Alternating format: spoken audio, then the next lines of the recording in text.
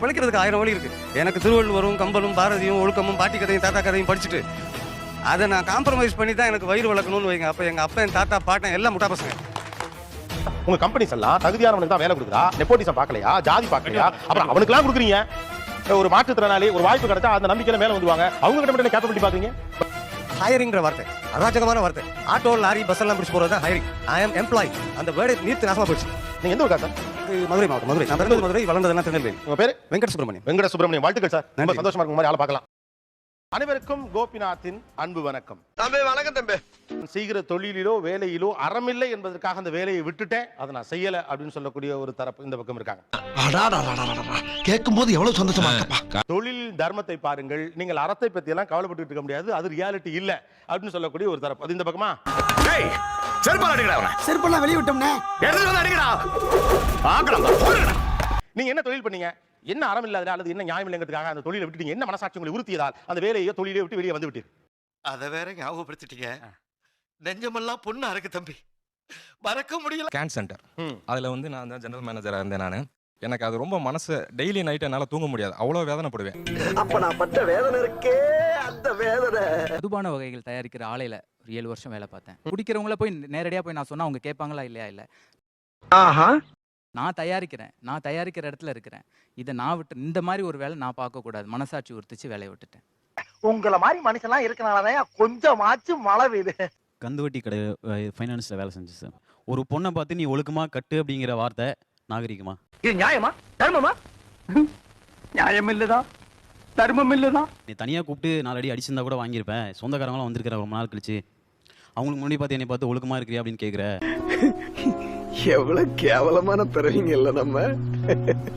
பேசிட்டு இருக்கும்போது அந்த அம்மா கண்ணில் தண்ணி வந்து என்ன நீயும் முன்னாடி வரணும்னா நீ இதை பேசிதான் ஆகணும் அப்படிங்கிற மாதிரிலாம் என்னை ப்ரெஷர் பண்ணாங்க. மனசு ரொம்ப கஷ்டமா இருக்குப்பா. பணம் கொடுக்குறதே அந்த பெண்ணை வச்சு தான் சார் கொடுக்குறோம்.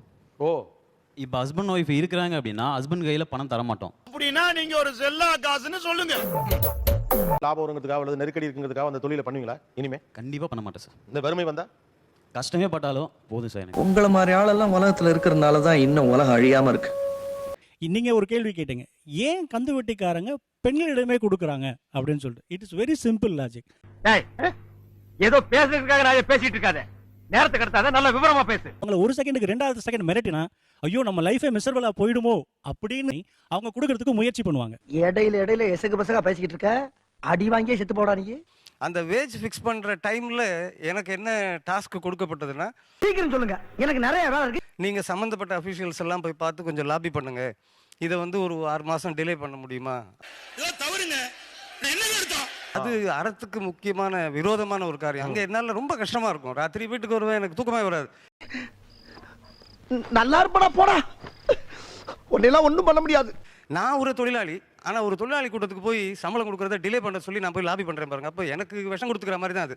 யார் சாமி இவன், எங்க இருந்து வந்திருக்கான்? லாபி எப்ப சார் பண்ண வேண்டியது இருக்கும்? தப்பு பண்ணாதானே? அதானே, அங்க அறம் தவறுது இல்லையா? அறம் தவறுபவர்கள் லாபி செய்வாங்க. காசி, இதெல்லாம் எப்படிப்பா, இதெல்லாம் எப்படி உன்னால முடியுது? அறம் தவறாதவர்களுக்கு லாபி தேவைப்படாது. நான் நல்லவனா இருக்கும்போது எந்த ஒரு குறுக்கு பாதையும் எனக்கு தேவையில்லை. நான் பாட்டு நான் என் பாதையில போயிட்டே இருப்பேன்.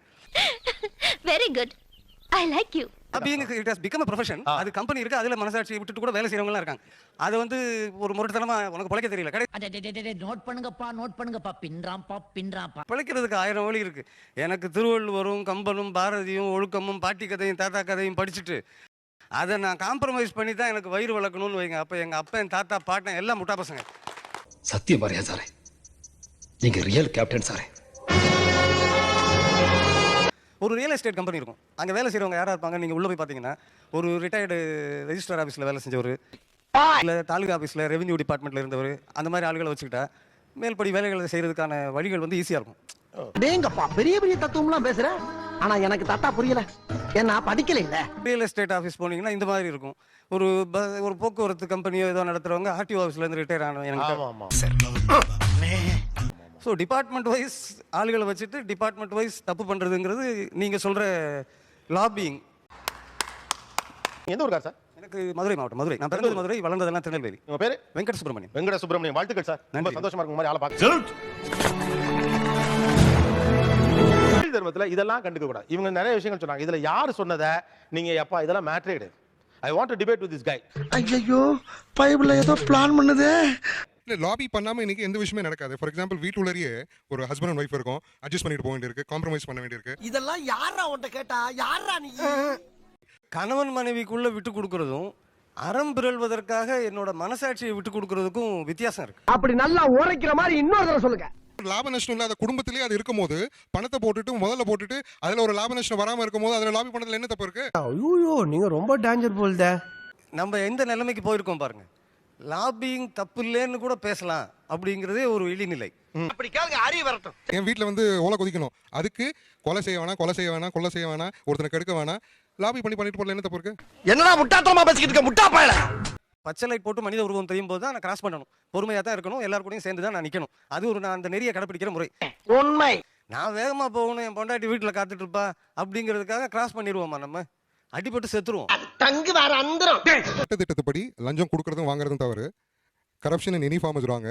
சிக்னல்ல வந்து எல்லோ லைனை தாண்டாலே தப்பா, ஆனால் பண்ணாமல் இருக்கிறோமா? கேரியா என்ன ஏதாவது ஒரு பாசிட்டிவா பேசணும்னு பார்த்தா தர்தினியம் பிடிச்ச மாதிரி பேசிட்டு இருக்கேன். அது நான் சிக்னலை பிரேக் பண்ணக்கூடாது, அதை தாண்டி அங்கேயே தான் நிற்பேன் அப்படின்னா நம்மளை தாண்டி 4 பேர் போயிட்டு இருப்பான். அவன் நம்மளை முட்டாள திரும்பி பார்த்து சிரிச்சுட்டு போவான். நம்ம வாழ்றதுக்காக நம்ம வகுத்துக்கிட்ட சட்டங்களை என் சுயநலத்துக்காக நான் உடைச்சிருவேன். அதை உடைச்சா தப்பு இல்லை அப்படின்னு சொல்ற நிலைமை இருக்குல்ல, அதை தான் நான் இழிநிலைன்னு சொல்றேன். பெரிய மனுஷன் தான். நான் அந்த மாதிரி இழிநிலைன்னு சொல்லி என்ன ஸ்டாம்ப் குத்தி அதனால இந்த சொசைட்டியில் எனக்கு எந்த மரியாதை இல்லாம போதா? இல்லையே. நான் எதுக்கு அதை பத்தி கவலை பண்ணணும்? அவன் இன்னும் திருந்தல மாமா. வந்து நெறியானவன், அறம் தவறாதவன், இந்த நாட்டில் இருக்கிற சட்டத்திட்டங்கள் 100% நான் வந்து கடைபிடிச்சவன் அப்படின்னு இருந்தா அதுக்கு எனக்கு ஏதாவது ஒரு சர்டிஃபிகேஷன் கொடுத்து ஒரு பட்டயத்தை போட்டு என் கையில கொடுத்து 4 தலைமுறைக்கு வந்து நீ இன்கம் டாக்ஸ் கட்ட வேணாம்னு சொல்லட்டும், நான் பண்றேன். பாரதேசி பண்ணாட. நான் ஒழுக்கமாக இருப்பதுக்கு எனக்கு ஒரு சர்டிபிகேட் கொடுத்து இன்கம் டாக்ஸ்ல இருந்து எனக்கு ஒரு எக்ஸம்ஷன் கொடுத்தா வேணா இருப்பேங்கிறீங்க. அங்கே உங்களுக்கு லாபம் தான் பாக்குறீங்க. கரெக்டா கேட்டுட்டா. ஒரு கண்ட்ரி முதல்ல எப்படி வளரும்னா கொஞ்சம் கொஞ்சமா ஏழ்மை நிலையிலிருந்து மிடில் கிளாஸ்க்கு வருவாங்க எல்லாரும். இப்போ இந்தியா ஒரு மிடில் கிளாஸ் கண்ட்ரி, ரைட்டா? என்ன இருந்தாலும் படிச்ச முடியா இல்லையா? நான் லாபி பண்ணிப்பேன், லஞ்சம் கொடுப்பேன், நெப்போட்டிசம், என் ஜாதிகாரனா பார்த்து வேலைக்கு வச்சுப்பேங்கிற ஒரு கேம் ஆரம்பிக்கிற ஒரு ஆள். இது 3 தான் ஒரு நாட்டை கீழே இருக்கும். 16 மணி நேரம் வேலை செஞ்ச ஒருத்தனை திரும்பவும் அழைச்சி வேலை செய்ய வை அப்படின்னு சொல்லிட்டு ஒரு ஹெச்ஆர்ல இருக்கிற என்ன வந்து நிர்பந்திக்கிறாங்க. என்ன பழக்கம் அது? என்ன பழக்கம் இது? இந்தியால நிறுவனங்களில் ஹெச்ஆராக வேலை பார்ப்பது எவ்வளவு சிரமம். அதை வேற ஞாபகப்படுத்திட்டீங்க. நெஞ்சமெல்லாம் பொண்ணு அறக்கு தம்பி, மறக்க முடியும். 89% சார் உங்க ஒவ்வொரு நாளுமே வந்து உங்க மனசாட்சிக்கு எதிராக தான் நீங்க வந்து செயல்பட வேண்டிய ஒரு நிர்பந்தம் இருக்கு. ஓ அப்படியா விஷயம்? 89.5 வாங்கின ஒரு பொண்ணுக்கு நான் தரமாட்டேன் அப்படின்னு ஒரு மாற்றுத்திறனாளி தான். ஆனா நான் இரக்கமும் கருணையெல்லாம் காட்ட மாட்டேன். இவங்களுக்கே வேலை கொடுத்தேன் தான் போய் கேட்பேன். நான் இங்க பாரு 2 பிஸ்கட் போட்டேன், அவ்வளவு நன்றியோட இருக்கு. மனுஷங்க அப்படி இருக்கீங்களா? ஏன்டா அப்படி இருக்கீங்க? ஏன்டா அப்படி இருக்கீங்க? ஹையரிங்ன்ற வார்த்தை அராஜகமான வார்த்தை. ஆட்டோ, லாரி, பஸ் எல்லாம் பிடிச்சு போறது தான் ஹையரிங். ஐ ஆம் எம்ப்ளாயிங். அந்த வேர்டை நீர்த்து நாசமா போயிடுச்சு. நான் சொல்றது கொஞ்சம் மிகையா இருக்கலாம், ஆனா உண்மை. யார் அவளுக்கு வேலை கொடுத்தது? அந்த ஒரு கேள்வி இருக்கு பாருங்க. நான் தான் ஹெச்ஆர்ங்கிற மனோபாவம் அங்கு அறம் பிறழப்படுகிறது. இந்த மாதிரி ஆளுக்கு வந்து என் முன்னாடி உட்கார வச்சிருக்கீங்க. Whether she is physically incapable or she is handicapped, she is physically not capable. இப்போ என்ன பண்ண சொல்ற? ஒண்ணும் பண்ண முடியாது. அதுல எந்த மாற்றம் கிடையாது. ஷீ இஸ் அவனே என் முன்னாடி உட்கார்ந்திருக்கான். You have seen sympathy, you have not seen capability. நிப்பாட்டு. நீ சொல்ற பூரா நம்பி ஏமாறதுக்கு அவனும் சொங்கியும் கிடையாது, உன்னை மாதிரி மங்கியும் கிடையாது. இவருக்கு என்ன பிரச்சனைன்னு கேட்டா he is not comfortable there.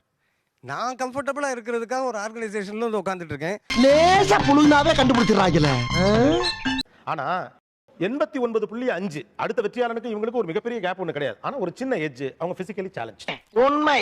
உங்களை மாதிரி இன்னொருத்தர் யாரோ ஒருத்தர் சப்போர்ட் பண்ணாதான் வர முடியுங்கிறதுக்காக தான் சேலஞ்சுன்னு ஒன்று வைக்கிறோம். ரைட் தானே? அந்த சேலஞ்சை ஓவர் கம் பண்ணோம்னா ஹியூமன் வேணும் சுத்தி, ரைட்டா? அந்த மாதிரி ஒரு இடத்துலயும் கூட காம்பிடன்சி மட்டும் தான் பார்க்கணுமாங்கிறத தான் அவர் கேட்கலாம். யோ பாத்தியா, இவன மாதிரி வீட்டுக்கு ஒரு பிள்ளை இல்ல ஊருக்கு ஒரு பிள்ளை இருந்தாவே மழை ஹொட்டோ ஹொட்டோ குட்டி ஊர் செழிச்சு போகும்டா. கேட்டா ஒரு இடத்துல மாட்டிப்பீங்க. தகுதி இல்லாம நெப்போட்டிசத்தின் அடிப்படையில் நீங்க ஆள் எடுக்கலன்னு மட்டும் உண்மையை சொல்லுங்க. நீங்க இந்த பிசிக்கலி சேலஞ்சுக்கு நீங்க கொடுக்க வேணா கேப்பபிலிட்டி பாருங்க. பாத்தியில ப்ராடக்ட்ட 30 வருஷம் எக்ஸ்பீரியன்ஸ் எப்படி பிடிச்சது பாத்தியா? உங்க கம்பெனிஸ் எல்லாம் தகுதியானவனுக்கு தான் வேலை கொடுக்குதா? நெப்போட்டிசம் பார்க்கலையா? ஜாதி பார்க்கலையா? அப்புறம் அவனுக்குலாம் கொடுக்குறீங்க. ஒரு மாற்றுத்திறனாளி ஒரு வாய்ப்பு கிடைச்சா அந்த நம்பிக்கையில மேல வந்துருவாங்க. அவங்க கிட்ட மட்டும் என்ன கேப்பபிலிட்டி பாக்குறீங்க? நீ தாண்டா என் உண்மையான சிசியே. குழந்தை பிசிக்கலி சேலஞ்ச்ட். ஒரு ஆட்டிசத்தோட குழந்தை பிறக்கலாம், அல்லது வேகமா இயங்க முடியாத ஒரு சூழ்நிலை ஒரு குழந்தை பிறக்கலாம். என்ன மூளை தம்பி உங்களுக்கு? இது உங்களுக்கும் பிறக்கலாம், எனக்கும் பிறக்கலாம். சரியா? அவங்களுக்கு உங்க சொசைட்டில இடம் இல்லையா பாஸ்? இல்ல சார், இடம் கிடையாது. செருப்பெல்லாம் வெளிய விட்டோம்னே. இப்ப இந்த எல்லாத்தையும் பிரைவேட் ஆக்குங்கன்னு சொல்றவங்களுக்கு இதெல்லாம் தகவல் கேட்டுக்க வேண்டியதான். அவ்வளவுதான், இதான் பதில். அடேங்கப்பா நீ எங்கேயோ போயிட்ட. 4 பேர் மரியாதை கொடுக்குறாங்க, சந்தோஷம். இங்க வந்து 4 காசு நான் சம்பாரிச்சிருக்கேன், எனக்கு அது சந்தோஷம். நீ என்ன சொல்ற? அதனால மரபு மீறதுனால எனக்கு என்ன பாதிப்பு, மரபு உள்ள கட்டுப்பட்டு அவர் வாழ்றதுனால அவருக்கு என்ன லாபம்? உங்களுக்கு என்னடா ஆச்சு? ஏன்டா உங்க புத்தியெல்லாம் அப்படி போய்கிட்டு இருக்கு? ஈன்றாள் பசிகாண்பான் ஆயினும் செய்யற்க சான்றோர் பழிக்கும் வினை. பெத்தவ பசியினால் துன்புற்று சாகிறாள் என்றாலும் கூட ரொம்ப நல்லா இருக்கு. சான்றோர்கள் பழிக்கின்ற ஒரு செயலை செய்யாதீங்க. அழக்கொண்ட எல்லாம் அழப்போம். ஒருவரை அழ வைத்து நீங்கள் பெறுகின்ற எல்லாம் உங்களை அழ வைத்து போகும். ஐயா இவ்வளவு நாளா மூடி கிடந்த அறிவு கண்ண நீங்க திறந்துட்டீங்க. இது மாதிரி சுத்த தமிழ் பேசிக்கிட்டு பெருமையா இருக்கலாம். அதுல வந்து இல்ல, நான் வந்து பிராக்டிக்கலா லாப நஷ்டம் பேசுறாள். ஒரு என்னடா அசிங்கப்படுத்துற அப்படின்னு வியாபாரம், ஒரு தொழில் பண்றேன், நான் ஒரு குடும்பம் நடத்துறேன், நான் என் குடும்பம் நடத்தி என் குடும்பத்துக்கு தேவையான சாப்பாடு 3 வேளை போடணும்னா நான் பொருள் ஈட்டணும். இந்த பாரு, திரும்ப திரும்ப நீ அதே ஏரியாக்குள்ள தான் சுத்திக்கிட்டு இருக்க. அதுக்கு வந்து தொழில் இல்ல, அவர் அதுக்கு செய்யணும், பதில் வேலை சொன்னாரு. செய்யணும். அவர் பிராக்டிகலா தான் அவர் சொன்னாரு. நீங்க அப்படி சேர்த்தீங்கன்னா அது உங்களை அழிச்சிரும் கடைசியிலங்கிறார். நம்ம வம்சத்துல இவன் ஒரு டைப்பா இருக்கானே. நான் அதை பத்தி கவலைப்படல. எனக்கு அந்த இலக்கு அடையணும். டைம் முடிஞ்சிருச்சுன்னா நான் போயிடுறேன். அதுக்கப்புறமா எனக்கு பின்னாடி என்ன நடக்க போகுதுங்கிறது எனக்கு தெரியாது. ஆமா, நீ என்ன பிள்ளை வளர்த்திருக்க? எப்ப பார்த்தாலும் சிலித்தனமா பேசி அசிங்கப்படுத்துறானே. மது வாங்குறதுக்கு ஆளை பண்ணி வாங்கும்போது உருத்தம். ஐயோ நாளைக்கு என் பிள்ளையும் இன்னொரு கடையாண்டு இந்த மாதிரி வாங்குவானே. சந்தோஷமாக வீட்டுக்கு செல்லுங்கள். நன்றி, வணக்கம்.